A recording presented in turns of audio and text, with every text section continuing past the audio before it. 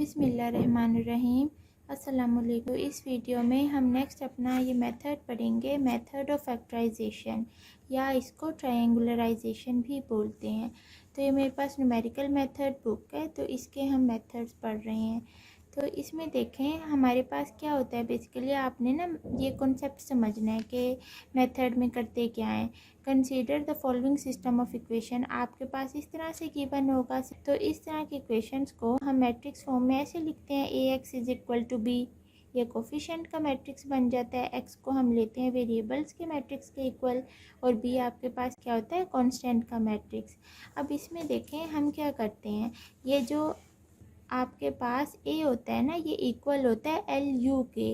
इसके अंदर यू तो अपर ट्रायंगुलर मैट्रिक्स ही होता है, लेकिन ये जो एल होता है ये आपके पास यूनिट लोअर ट्रायंगुलर मैट्रिक्स होता है।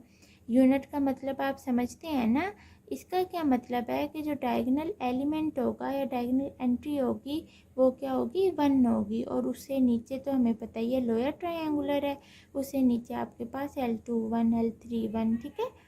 L21 क्यों, क्योंकि सेकंड रो है ना, तो सेकंड रो और फर्स्ट वाला कॉलम L21 L31 ये आप जानते हो। और U आपके पास चूँकि अपर ट्रायंगुलर है, तो वो अपर ट्रायंगुलर मैट्रिक्स हम इस तरह से लेते हैं। अब इस इक्वेशन में AX इक्वल टू बी है, ए हमारे पास LU के इक्वल हमने कहा है, तो इस ए की जगह पे क्या पुट कर देंगे, LU। तो इक्वेशन 1 क्या बन जाएगी, LUX is equal to B. अब हम इस मेथड में क्या करते हैं, लेट कर लेते हैं कि जो UX है वो इक्वल टू Y है। ये आपने ना याद करनी होंगी दोनों चीज़ें। और LY क्या है, B के इक्वल है। अब इन दोनों में से ना हम पहले इस नीचे वाले को फाइंड आउट करेंगे। LY is equal to B. L यहाँ पे क्या है, लोअर ट्रायंगुलर मैट्रिक्स, इसको मल्टीप्लाई करवा देंगे Y के साथ। अब यहाँ पे फर्स्ट में हम Y क्या लेंगे, Y1 Y2 Y3, और ये जो B है वो ये वाला मैट्रिक्स होगा जो कांस्टेंट मैट्रिक्स होगा। इसको फाइंड आउट करने के बाद फिर हम इसको फाइंड आउट करेंगे। अब हम एक्सरसाइज का कोई क्वेश्चन कर लेते हैं, इसका फर्स्ट वाला कर लेते हैं जी। तो देखें, solve the following equation by factorisation या ट्रायंगुलराइजेशन मेथड। ये इसके सारे क्वेश्चन दिए हुए हैं, इनको हमने इस मेथड से करना है। इसके अलावा ना इसको LUD कंपोजिशन मेथड भी बोलते हैं। तो ये मैंने एक्सरसाइज का फर्स्ट क्वेश्चन लिख लिया है। आपके पास ये सिस्टम ऑफ इक्वेशंस गिवन है। आपने क्या लिखना है कि the given system is AX is equal to B. इतना काम करने के बाद लेट कर लिया कि LU इज इक्वल टू क्या है, A है ना आपके पास वर्किंग रूल, ये आपने याद रखना है। वेयर हमारे पास यूनिट लोअर ट्रायंगुलर ये होता है और अपर ट्रायंगुलर ये मैट्रिक्स होता है। उसके बाद हमने इन दोनों को मल्टीप्लाई करवा के इक्वल रखना है ना ए के। तो इन दोनों मैट्रिक्स को लिखा इक्वल टू क्या लिख दिया, ये ए मैट्रिक्स लिख दिया। दोनों को मल्टीप्लाई किया तो ये मैट्रिक्स आ गया। मल्टीप्लाई करना तो अब हमें आता है ना। अब आपके पास क्या करना है, इन दोनों एंट्रीज़ को दोनों तरफ से कंपेयर कर लेना है। देखें आपके पास यहाँ से U11 किसके इक्वल आ जाएगा, 3 के। जो U12 है वो 1 के इक्वल आ जाएगा। U13 किसके इक्वल आ जाएगा, 2 के। L21 और U11 किसके इक्वल है, यहाँ पे 2 के इक्वल है। अब हमने U11 ऊपर फाइंड आउट किया हुआ है, क्या है, 3 है।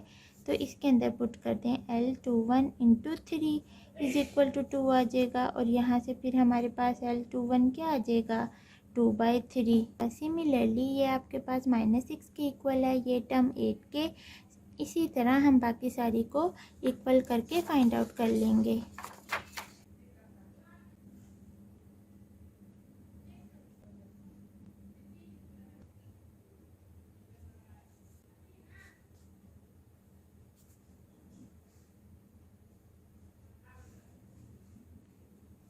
जी, तो देखें हमने अपनी सारी वैल्यूज़ फाइंड आउट कर ली इक्वेट करते हुए।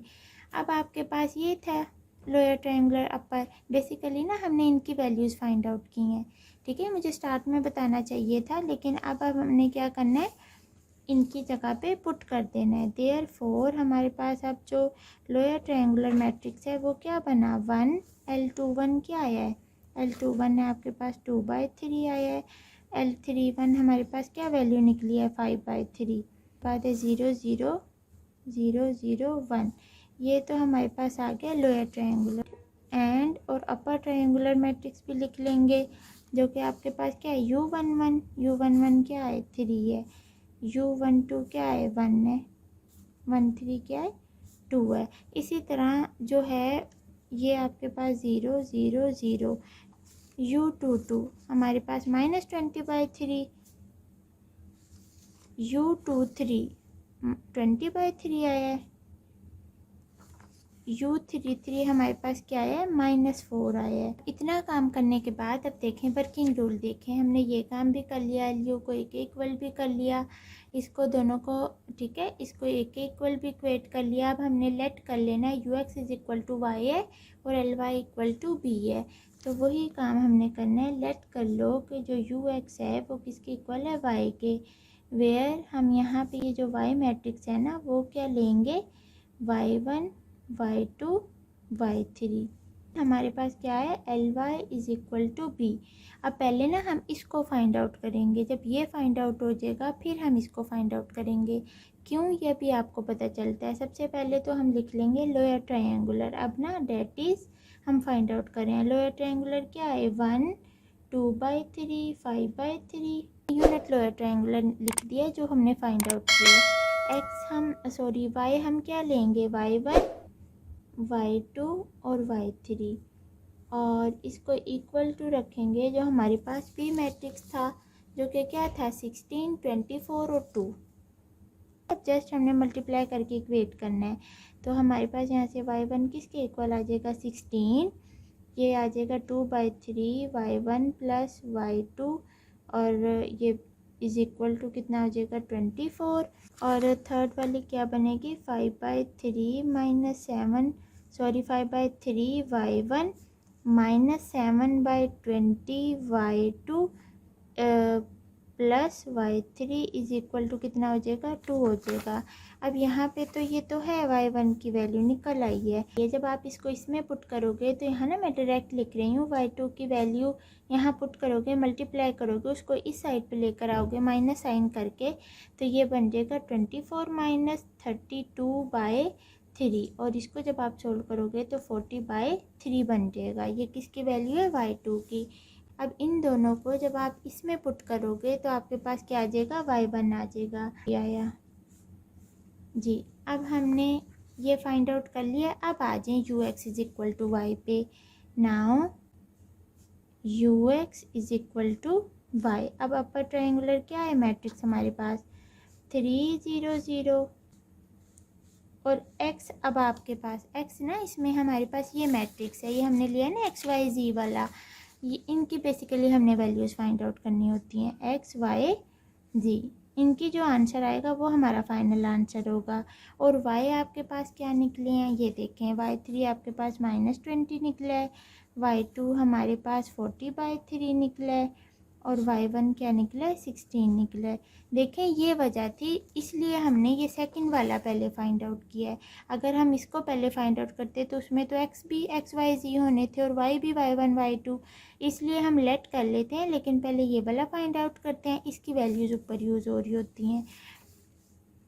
तो हमारे पास अब हमने इसको सॉल्व करना है, तो क्या हो जाएगा 3x + y + 2z is equal to 16। इसको फॉरवर्ड सब्सटीट्यूशन से यहाँ से आ जाएगा -20/3 plus -20/3 y + 20/3z is equal to 40/3 और इधर से -4z इज़ इक्वल टू -20।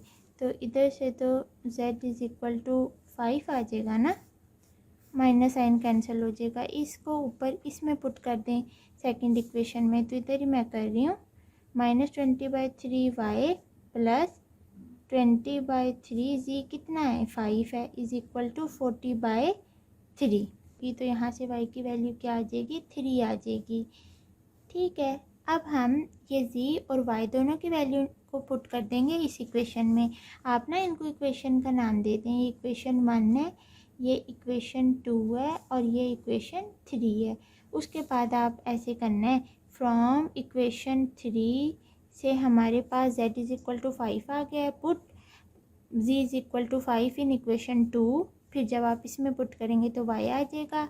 अब हम पुट कर देते हैं इन इक्वेशन 1। तो अब आप आ जाए एक्स प्लस 3 प्लस 2z क्या है 5। 5 इज़ इक्वल टू 16। तो 3x, ये आपके पास यहाँ 3 बच जाएगा, 3 3 से कैंसिल होके x की वैल्यू क्या आ जाएगी 1 आ जाएगी। अब ये जो आपके पास x 1 आया है, y 3 आया है और z के आगे 5। तो देखें हमारे पास ये जो मेथड था उसका फर्स्ट क्वेश्चन किया है जिसका आंसर 1 3 और 5 आया है। इसी तरह अब आपने जो बाकी 6 क्वेश्चन हैं इनमें से आप कोई भी एक क्वेश्चन कर लें प्रैक्टिस के लिए और इनके आंसर्स भी आप यहाँ से चेक कर लें। आई होप आपको समझ आई होगी। अगर फिर भी कोई डाउट या कोई कन्फ्यूजन रह जाती है तो वो आप ज़रूर पूछा करें कमेंट्स के थ्रू। तो नेक्स्ट इंशाल्लाह हम क्राउड्स मेथड करेंगे। तब तक के लिए इजाज़त दें, अपना ढेर सारा ख्याल रखें। अल्लाह हाफिज़।